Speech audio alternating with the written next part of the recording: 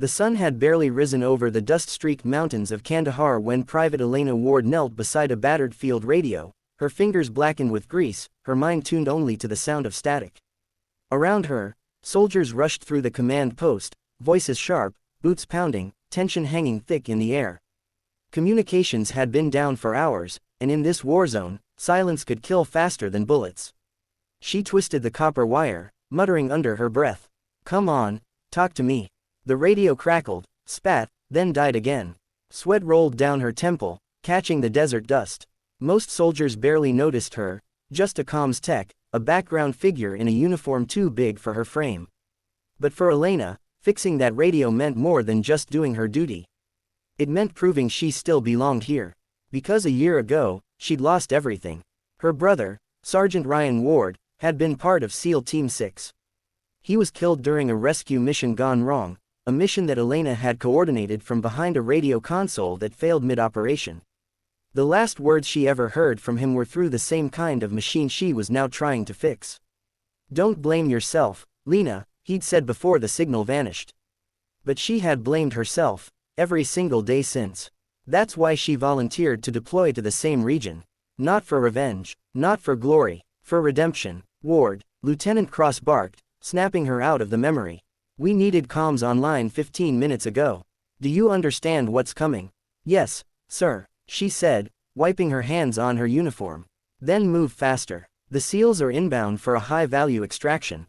If that radio isn't talking before they land, we're blind." She didn't reply. She just bent over the radio again, teeth clenched.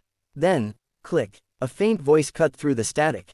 "Eagle Command, this is Shadow 1.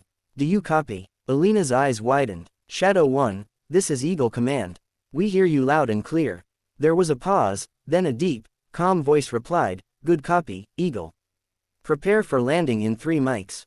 She froze for a moment. That voice, it carried a steady authority that pierced through the noise of the war. The kind of tone that came from men who had seen death and walked past it. Minutes later, the air outside roared with helicopter blades. Dust swirled like a storm as a group of SEALs in full gear entered the post, led by a tall man with gray eyes that missed nothing. His presence commanded silence without a single word. Everyone straightened instinctively. Elena stayed by her radio, pretending not to notice. She didn't salute. Comms techs didn't usually get attention from SEAL captains.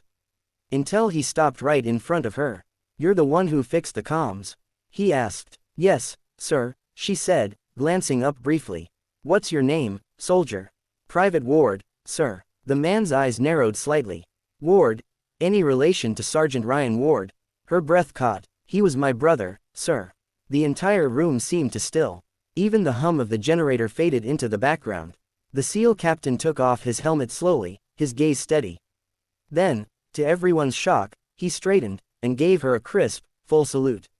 Every soldier in the command post froze. Officers, technicians, even the grizzled sergeant by the map table, all stood silent as the decorated SEAL captain saluted a low-ranking radio tech. Elena blinked, unsure what to do. "Sir, I don't." He lowered his hand and said quietly, "Your brother saved my life. That mission where he didn't make it, he stayed behind to hold the line so we could extract the civilians. The radio went dead, but we knew what he was doing. He never blamed you, Ward. None of us did." Her eyes burned. For the first time since that night, she felt her throat unclench. You knew." He nodded. "He talked about you all the time. Said his sister could fix anything, even broken soldiers." A small, broken laugh escaped her lips. Around them, the command post had gone utterly still. Some soldiers lowered their heads in respect. Then the captain's radio crackled again. "Shadow 1, this is command. You're clear for exfil." He glanced at her. "Private Ward, want to run comms for us? I'd rather have Ryan's sister on the line than anyone else." Elena hesitated, then straightened her shoulders.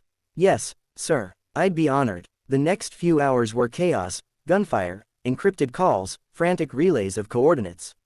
Elena's voice stayed calm over the headset, guiding the SEALs through the dust and fire. Every time the signal wavered, she steadied it. Every time a soldier called in panic, she answered with precision. When the mission ended successfully, the entire command post erupted in cheers. The SEALs had brought everyone home alive. Later that night, the captain returned. He handed her a folded patch, Ryan's old SEAL insignia. He'd want you to have this, he said softly. You earned it today. Elena looked down at it, her vision blurring. The symbol wasn't just a piece of fabric, it was forgiveness. It was closure. She pinned it beside her radio unit before saying, "No, sir. We both earned it." The captain smiled faintly and nodded.